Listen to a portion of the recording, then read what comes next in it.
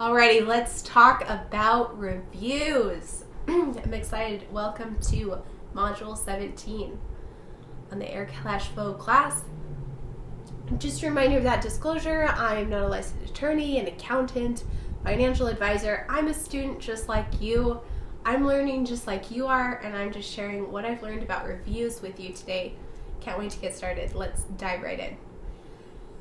Reviews. So, reviews are another controversial topic in the world of short-term rentals, air cash flow strategy. Reviews to me are visibility.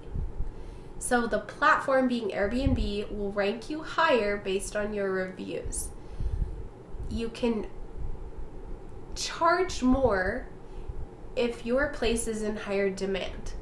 And if you're the first listing on the page, then you are going to be compensated accordingly. Now, that being said, reviews are just, there are so many different things that factor into your ranking on the Airbnb platform and ultimately your income. If you were ranked number one on the platform but made no income, you wouldn't care. Which is why, from my standpoint, reviews are important, but not as important as income. There are lots of people that make fantastic income on their properties that they are thrilled with and enjoy, and their reviews are not all 5-star reviews. So the review scale on Airbnb is from 1 to 5 stars. And after each stay, they are adamant about reminding each guest to review. Now, there are different categories, and I'll pull this up in a second, but they can rate their overall stay between 1 and 5 stars. So you can rate the location, cleanliness, and a couple other things between 1 and 5 stars. The thing you care the most about is the overall review, because that is the thing that is most heavily weighted on your property. So if they give you 5s in all the categories and a 4-star review, I would reach out to them and say, hey, I noticed you enjoyed all the different categories, our location, our cleanliness, but you rated the place 4 stars. Can I ask why? Is there anything we could do better? If by chance it was just a mistake, if you would mind going and fixing that, you can edit reviews for up to 3 days after the review is posted, unless you've both reviewed, which I'll explain in a second as well. Guests can often edit reviews in order to correct a fat fingering, if you will. A misclick, if you will. Income is my number one in this strategy. I am in the air cash flow business because of the additional cash flow. So if I have fantastic reviews but I'm not hitting the income goals that I have, then that's not my goal. There's a lot of people sitting at 4.7 stars, 4.8 stars, making fantastic money, and they love that. What is a good review? So we talked about the review scale a little bit. 5 stars is what you want. You want the majority of your reviews to be 5 stars. Airbnb changes it, but I believe that at a 4-star, maybe 4.2, they actually suspend your profile and don't allow you to continue to post your property. At some point, you have to send an apology letter and some notes that you're doing things to improve your property. It's changed over the years, but you need to let your guests know that it is not a hotel system, because a 4-star hotel is a really good hotel still in the world of hotels. A 5-star hotel is very, very expensive, luxury, and your place might be clean and lovely, but if they're not familiar with the fact that you need to be getting 5-star reviews to be able to continue to host guests, they might give you a 4 without even realizing the implication.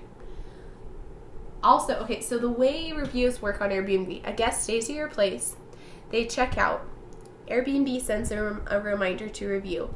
You will send them a message that says, hey, just checked out, hope you enjoyed your stay, we would love a review, something like that. Then, if they get on and review, they have 14 days to do so. After they check out, they get on, they review the property, and you have, as a host, have the opportunity to review them during that same 14-day window. No matter who reviews first, doesn't matter. once the 14 days are up or both reviews are written, they will post. And you see the reviews at the same time. So the guest sees what you said about them, and you see what the guest said about you at the exact same time. And then they're locked in. You're not able to edit them unless there are some extenuating circumstances in which you can get reviews removed through Airbnb, such as discrimination and language, things like that. So, reviewing guests, my advice in that is be honest and do it with no emotion, especially if it's a negative review. One of the things I love about the Smart B&B, not sponsored, but if you do use the discount link on our website for smartbnb.io, we do receive a small commission. One of the things I love about that is you can set a bad review. So let's say Dan stays at your property and he kind of trashes the place. There's Cheeto dust everywhere. Maybe there's some linens that are stained. They left all of your dishes dirty. And this isn't the typical. And we'll learn how to avoid that in screening guests. We learned a little bit about that in security. But he just wasn't great. Be honest. Say it with no emotion. And answer the question, did the guest break the house rules? If you have a house rule that they must do all their dishes before leaving, then yes, the guest broke the house rules. For Dan's review in that situation, I would say something like this. I would not recommend Dan as a guest. Dan broke the house rule of doing their dishes. There was Cheeto dust left on the carpet and several items were stained. No emotion, be very honest, and just say it how it is. That, and keep it short. This will set you apart, because if you write a review about a guest that's lengthy and complainy, if you will, that's not just straight facts, it actually comes across frequently as a negative to you. So if you say, I don't think that Dan respected my property and he's a jerk, it comes back, that looks bad on you. You just want the straight facts when you're reviewing somebody. First thought I'd have as a customer is they're going to write that about me and I don't want the negative review, so I'll pick another place. Yeah, seriously. So just make it cut and dry, review them exactly as it is. And often if you get a bad review and it's lengthy, other customers that are reading that review will see that it's lengthy and not specific, and they'll say, okay, maybe this person was just kind of specific or kind of nuts. And that's okay, that's what you want to happen. So that wraps up reviews, the review process, what you should do in different circumstances. Again, use Smart B&B. That review scheduler will save you a massive amount of time.